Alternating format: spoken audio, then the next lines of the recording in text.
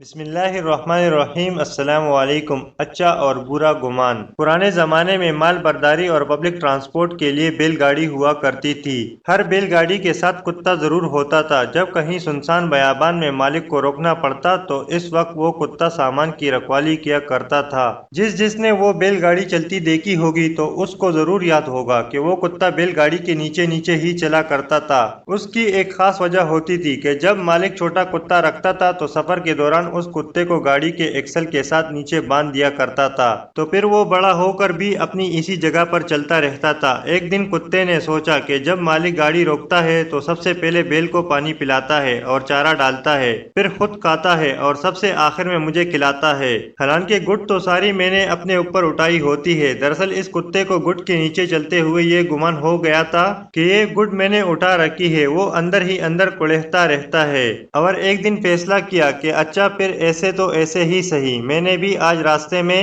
ہی good چھوڑ دینی ہے۔ جب آدھا سفر ہوا تو کتا نیچے بیٹھ گیا اور گڈ آگے نکل گئی اور کتا حیران پریشان اس کو دیکھتا رہ گیا۔ ایسے ہی کچھ کردار آپ کو اپنی زندگی میں ملیں گے جو اس گمان میں ہے کہ سارا بوجھ تو انہوں نے اٹھا رکھا ہے، وہ نہ ہوں گے تو سسٹم رک جائے گا۔ حالانکہ ایسا کچھ بھی نہیں۔ یاد رکھیں، زندگی کبھی نہیں رکتی۔